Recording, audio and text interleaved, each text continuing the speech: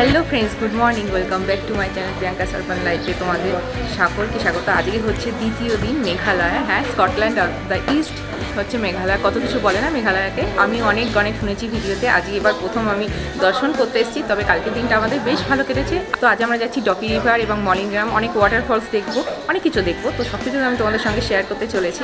তো চলো যাওয়া যাক। আর হ্যাঁ, এখানে হচ্ছে 8 স্টেট আছে যেটা 7 সিস্টারের নামে আছে, আর একটা হচ্ছে সিকিম যেটা 7 সিস্টারে 1 নম্বর ভাইয়ের নামে রয়েছে। তো চলো এখন জার্নি স্টার্ট করা যাক।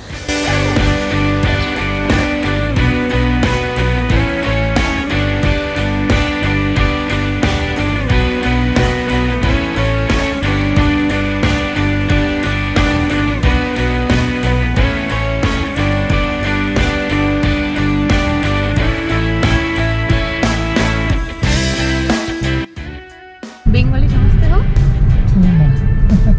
आपका नाम क्या है? सुहास। ये हमारा ड्राइवर दादा है, बहुत अच्छा चलाते हैं, पर मुझे प्रॉब्लम हो रहा है क्योंकि यहाँ का रास्ता ना टेढ़ा मेरा इसे कल प्रॉब्लम हुआ था, आज क्या होगा पता नहीं। तो मैं आपके साथ भी हिंदी में मैं तो बंगाली में ब्लॉग बनाती हूँ। तो चलिए रास्ता तो এই রাস্তা ভিউ এনজয় করতে করতে যাচ্ছি আমরা, তোমাদের সঙ্গে শেয়ার করছি।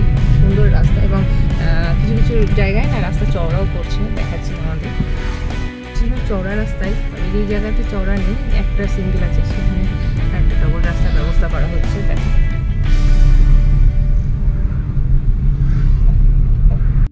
সুন্দর, সে তো তোমরা দেখতেই পাচ্ছ। আর এই যে বাদিকে দেখছো না, এটা পুরো টি গার্ডেন। তো এখন বেশি বাজে না, এখন 7:45 মতো বাজে যে আমরা রওনা দিয়েছি। এখন তো টি গার্ডেন খোলেও নি, তবে আমরা এখানে এখন যাচ্ছি না, এখন আমরা এখান থেকে সোজা বেরিয়ে যাচ্ছি।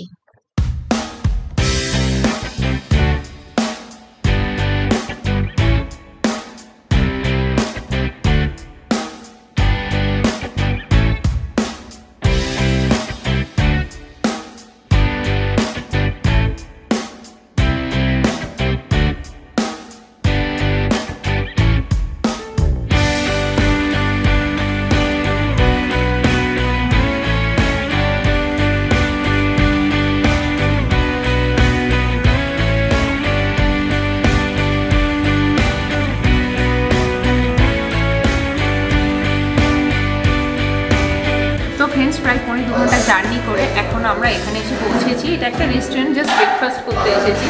আর হ্যাঁ, আমরা যাচ্ছি এখন মলিংগ্রাম। আর আমার সামনে যে ভিউটা এখন রয়েছে, কারণ এটা পাহাড়ের অনেকটা উপরে, তো সেই ভিউটা আমি তোমাদের সঙ্গে শেয়ার করছি। দেখো কি অসাধারণ লাগছে না ভিউটা, মানে এখানে পুরো পাহাড়ের রেঞ্জ। বললাম যেহেতু আমরা অনেকটা উপরে উঠে এসেছি, সেই জন্য যেদিকেই তাকাবে সেদিকেই দেখবে পাহাড় পাহাড় পাহাড়। আর খুব সুন্দর লাগছিল যখন রাস্তা দিয়ে আসছিলাম নিচের দিকে দেখতে। তো এই হচ্ছে পাহাড়ের রেঞ্জ, এখানে প্রচুর প্রচুর পাহাড়। আর আমরা এখানেই খাবার খেতে বসেছি। দেখো এই হচ্ছে আমাদের সিট, আমরা জাস্ট অর্ডার করেছি। আর এটাকেই বলে ভিউ দেখতে দেখতে খাওয়া, এনজয় করা। এখন ব্রেকফাস্ট চলে আসে, পরোটা অর্ডার দিয়েছি। জানি না খাওয়ার পর কতক্ষণ, মানে অম্বলও হতে পারে। সকাল সকাল যদিও এখন বাজে 10:45 বেজে গেছে। আর আমরা গাড়িতে উঠেছিলাম 1:45 নাগাদ।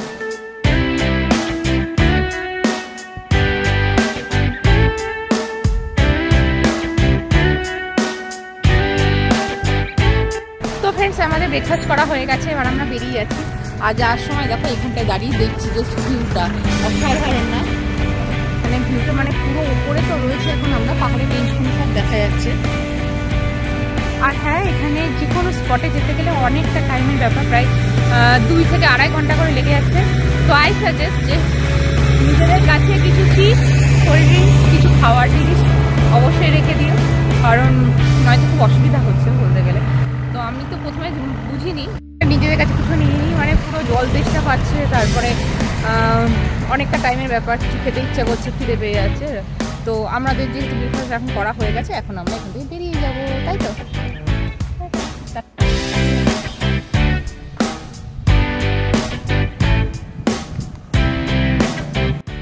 এখন 3 থেকে 3.5 ঘন্টা জার্নি করে শেষমেশ আমরা এসে পৌঁছেছি গন্তব্যস্থানে। আর সেটা হচ্ছে লিভিং রুট ব্রিজ দেখতে। দেখো একটা গ্রামের মধ্যে দিয়ে যেতে হয়, সেটা হচ্ছে কুন্ডগ্রিম এই জায়গাটার নাম। তো এই গ্রামের মধ্যে দিয়ে, আর গ্রামটা তো তোমরা দেখতে পাচ্ছ, চারিদিকে গ্রিনারি গ্রিনারি আর অসাধারণ। আর একটা সত্যি কথা বলতে আমার যে জিনিসটা সব থেকে বেশি ভালো লাগে, মানে এত পরিষ্কার পরিচ্ছন্ন না, সেটা বলার কথা নয়। তো এখন আমরা যাচ্ছি লিভিং রুট ব্রিজ দেখতে। তো চলো যাওয়া যাক। আর পাশে না রাস্তার ধারে এরকম ছোটখাটো দোকান আছে, দোকানে অনেক জিনিস বিক্রিও হচ্ছে, আমি তোমাদের কাছে বলছি এবং দেখাচ্ছি দেখো। আর এখানে জল, যেমন জল, ড্রিঙ্ক, নানা রকমের এইসবগুলো তো বিক্রি হচ্ছে। এগুলো তো দরকারি, পপকর্ন, চিপস এইসব তো রয়েছে। আরও একটা জিনিস তোমাদের দেখায়, সেটা হচ্ছে কাঠের ডিম। এই জিনিসটা দেখে না আমি প্রথমে না সত্যিকারে ভেবেছিলাম হ্যাঁ কালারটা হয়তো অন্যরকম, এমনি সত্যিকারের ডিম হবে, কিন্তু না, কাছে গিয়ে দেখলাম যে এটা কাঠের ডিম। দেখো দেখে প্রথমে মনে হচ্ছে না সত্যিকারে এত সুন্দর শেপ, না মনে হচ্ছে না পুরো সত্যি, কিন্তু তা নয়, কাঠের ডিম। তো আমরা এখান থেকে কিছু পপকর্ন, কিছু কোল্ড ড্রিঙ্কস এইসব টাইপের নিলাম। এখন নেমে যাব হচ্ছে লিভিং রুট ব্রিজের দিকে। ব্রিজ পৌঁছাতে মোটামুটি 650 মিটার ধরো এই সিঁড়িগুলো আমাদেরকে নেমে নেমে যেতে হবে। তবে হ্যাঁ, যাওয়াটা যেমন সোজা মনে হচ্ছে, কিন্তু ওঠাটার মোটেও এতটা সোজা হবে না, এতগুলো সিঁড়ি উঠেও আসতে হবে। তো চলো যাওয়া যাক।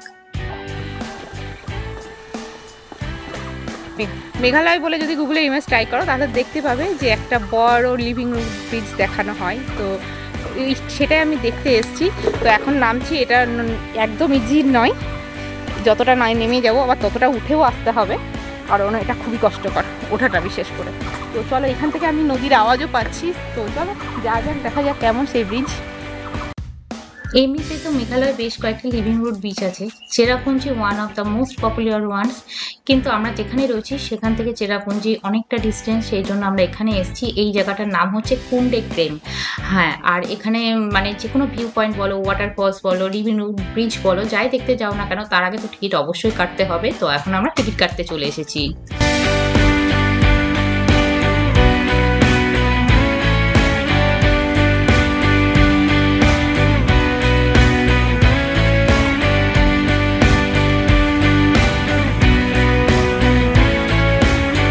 টিকিট 40 টাকা করে পার পারসন। তো চলো এখন যাওয়া যাক। এখান থেকে দেখাই যাচ্ছে ওয়াটারফলসের জল।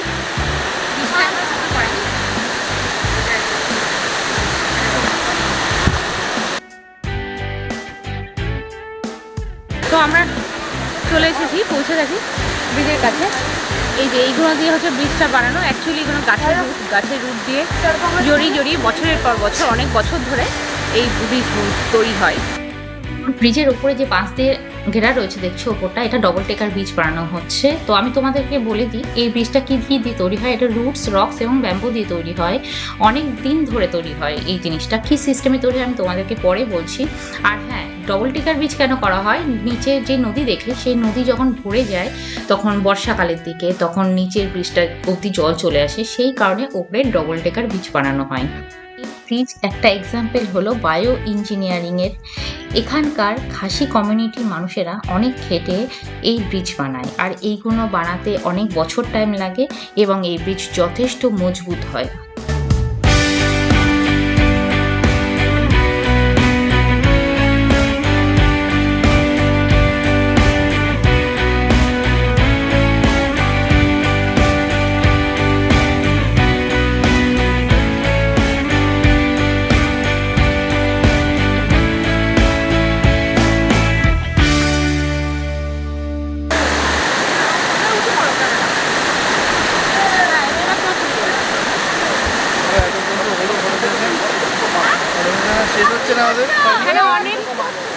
এখানে অনেক ছবি তোলা হয়েছে। বাবু এখন নিজে একা ওস্তাদি করছে ছবি তোলার। তো যাই হোক, তোলা হলে তবে আমরা এখান থেকে বেরোবো না, এখন একটু বসবো, হ্যাঁ বসে তারপরে যাবো।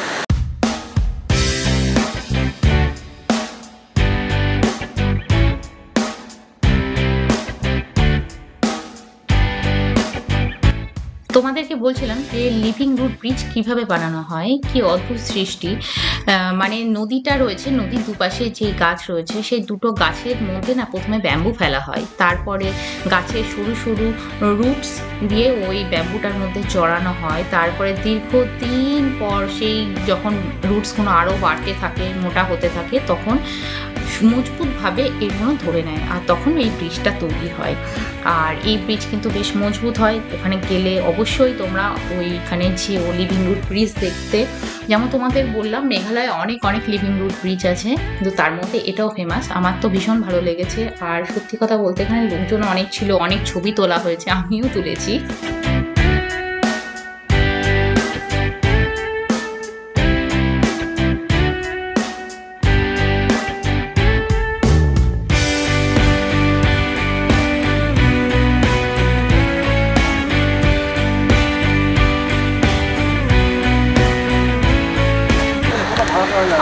ঠিক আছে, তবে নিচে যা ভিউ দেখলাম সেইখানে এটা কিছুই নয়।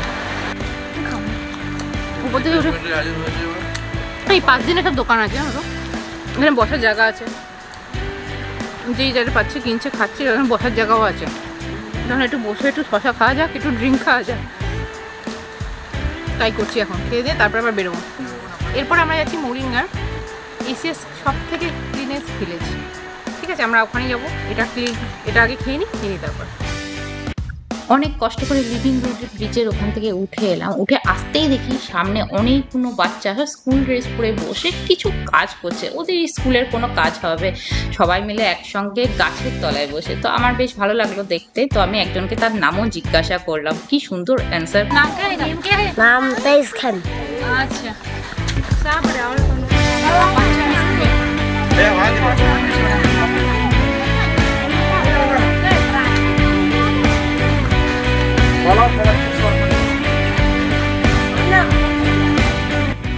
সত্যি কথা বলতে এই 10-12 মিনিটের ভিডিওর মধ্যে আজকের পুরো দিনটা শেয়ার করা সম্ভব নয়, কারণ তাহলে ভিডিও অনেক অনেক বেশি বড় হয়ে যাবে। তো আজকে লিভিং রুট ব্রিজ অব্দি থাক, আগামীকাল আমি আরও যা যা দেখেছি সেগুলো তোমাদের সঙ্গে শেয়ার করবো। আই হোপ আমার তো ভালো লেগেছে, আই হোপ তোমাদেরও খুব ভালো লাগবে। তো টেক কেয়ার।